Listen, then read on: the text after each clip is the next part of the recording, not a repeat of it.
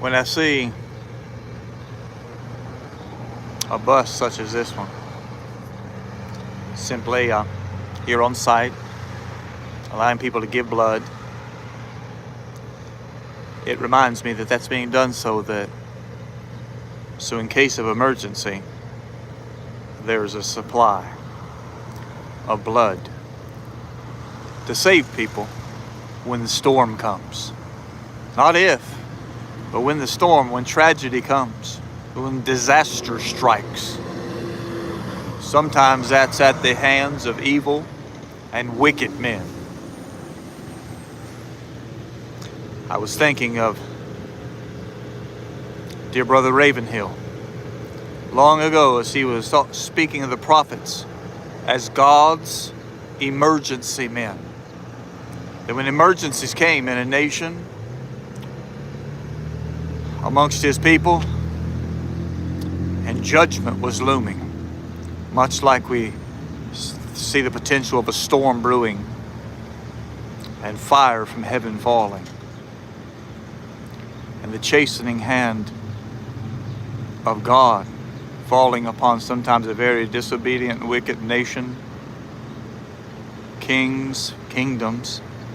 God would call and send forth an emergency man, a prophet. And today, as I thought about one such instance, when there was a wicked man, a very willingly ignorant, a very disobedient prophet who would not restrain his own sons, named Eli. Not only was his spiritual vision waning, but his physical vision waning, but his spiritual vision was waning, and he would not restrain his own sons committing great evil, great wickedness. And some would say there was no hope. But God, like Hannah and her husband, who had given their son, she had given her son to the Lord and prayed for her son. As he lay there in that bed, he heard the voice. He heard the 911 call, if you would, from heaven. Call his name. And I thought today, I wonder, instead of perhaps how I had surmised in the past, that maybe it was a Samuel, like you would awaken a family member that you didn't want to startle. I wonder, in such a perilous time, if God himself awakened Samuel, startled him. Perhaps it was something such as, Samuel! Not angrily, but with whatever it took to awaken that young lad out of his sleep. And he went to Eli and thought it was the priest, but it wasn't. And God called again. When everyone else was asleep, if you would, not just physically, but spiritually, and the nation was in such peril, and judgment was certain to fall.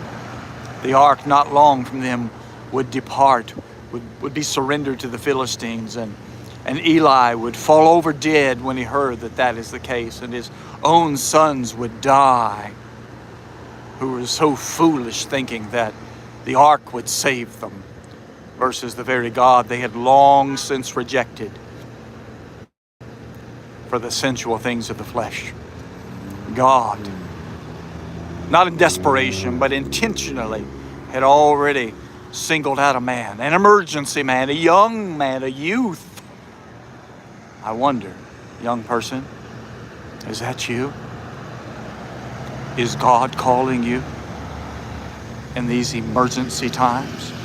If he is, I would exhort you. Answer. Speak, Lord, for thy servant heareth. And when he speaks to you through his word, tell everyone everything that he says, no matter the cost.